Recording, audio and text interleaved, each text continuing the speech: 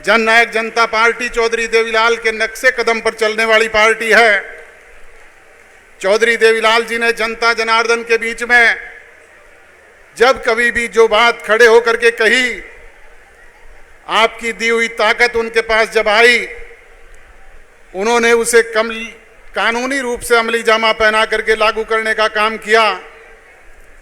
चाहे वो काम के बदले अनाज की योजना थी, चाहे वो मैचिंग ग्रांट शुरू करने की बात थी, चाहे वो गांव-गांव में हरिजन और बैकवर्ड की चौपाल बनाने की बात थी, चाहे किसान के ट्रैक्टर को गड्ढा डिक्लेयर करने की बात थी, चाहे साइकिल और रेडियो के टोकन टैक्स माफ करने की बात थी, चाहे पंच परमेश्वर के प्याले हुक्के में जलने वाले तंबाकू पे लगे टैक्स को हटाने की बात थी, चाहे बुजुर्गों को 100 रुपए माहवार पेंशन देने की बात थी, और चाहे किसान के 10,000 तक के सहकारी बैंकों के कर्जे माफ करने की बात थी।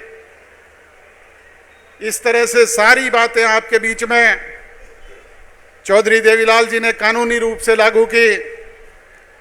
और आज जननायक जनता पार्टी का आपका ये होनहार नौजवान जो बातें आपके बीच में चुनाव घोषणा पत्र के जरिए कह करके गया था, चाहे वो 75% नौजवान को आरक्षण देने की बात प्राइवेट सेक्टर में थी, चाहे वो माताओं और बहनों को 50% की भागीदारी पंचायती राज संस्थानों में देने की बात थी, चाहे वो 33% आरक्षण राशन डिपो में देने की बात महिलाओं को थी, चाहे वो बैकवर्ड क्लासेज के लोगों को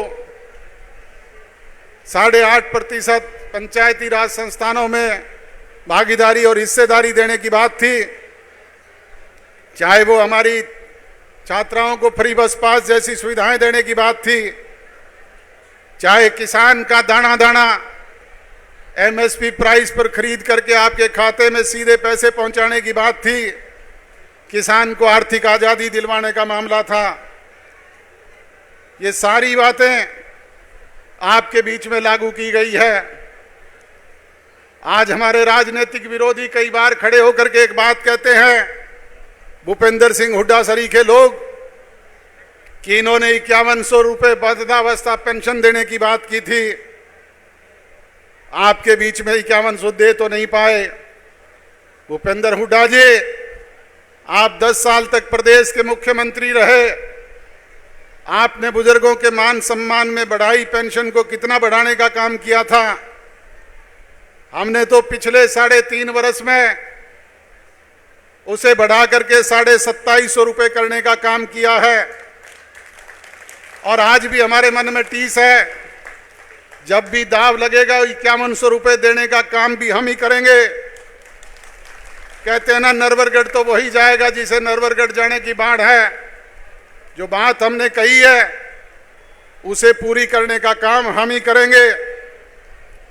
आज हमारे दूसरे राजनीतिक विरोधी भी कई तरह की नुक्ताचीनी करते हैं कि इन्होंने 75 पार के नारे वालों को यमुना पार करने की बात की थी और फिर उन्हीं की झोली में जा बैठे। बुजुर्गों और नौजवान दोस्तों, आज ही मैं सुबह अखबार पढ़ रहा था, जिन चौधरी ओम प्रकाश चौटाला जी ने और इंडियन नेशनल लोकदल ने सारी उम्र कांग्रेस का विरोध करने का काम किया, आज वो चौधरी देवीलाल की सम्मान दिवस की रैली के लिए कह रहे हैं कि भूपेंद्र हुड्डा भी उस रैली में आए तो हम उनका स्वागत करेंगे। हमें तो भारतीय जनता पार्टी की गोदी में बैठने की बात करते हैं और स्वयं कांग्रेस की झोली में उनके पीठ पीछे लटकने की बात करते हैं।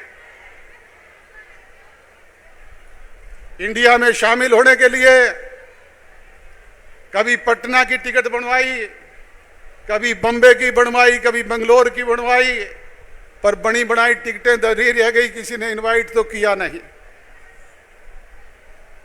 ये लोग इस तरह की बेबुनियाद की बातें करके, नुक्ताचीनी करके हमारे लोगों को गुमराह करने का प्रयास करते हैं।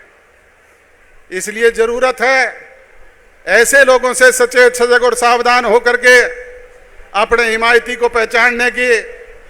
आज तो भूपेंद्र हुड्डा किसानों के हमदर्द बनने की बात करते हैं, परंतु सबसे ज्यादा अगर लूटने का काम किसान को किसी ने किया तो वो कांग्रेस की सरकार ने किया, भूपेंद्र सिंह हुड्डा ने किया, जिन्होंने किसान की जमीन को औने पौने दावों पर खरीद करके रिलायंस और बड़े बिल्डर्स को देने का काम किया।